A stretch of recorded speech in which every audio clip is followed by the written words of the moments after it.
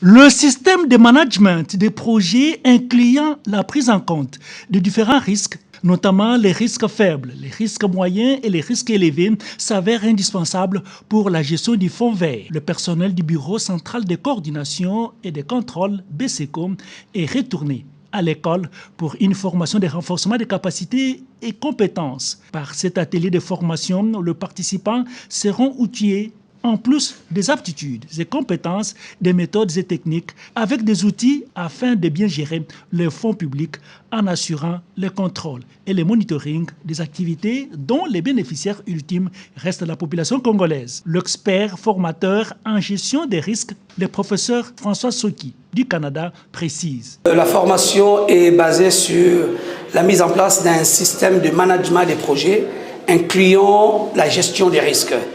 Dans le contexte des readiness du BCECO, il faudrait que le système de gestion des risques soit implanté. Nous outillons les employés du BCECO des compétences, des aptitudes et des techniques et méthodes capables pour gérer efficacement le projet. Le directeur général du BCECO, Théophile Matondo, apprécie à juste titre l'initiative. Nous organisons ces formations dans le cadre de l'exécution du readiness sur le renforcement des capacités du BCECO.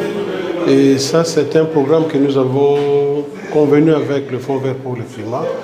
Un programme qui vise à mettre à niveau, non pas seulement les connaissances du personnel, mais aussi à mettre à niveau les outils de travail.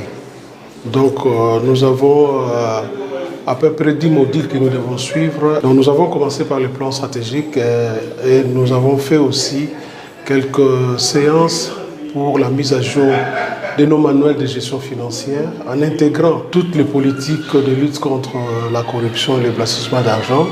Et maintenant, nous cheminons avec la gestion des risques.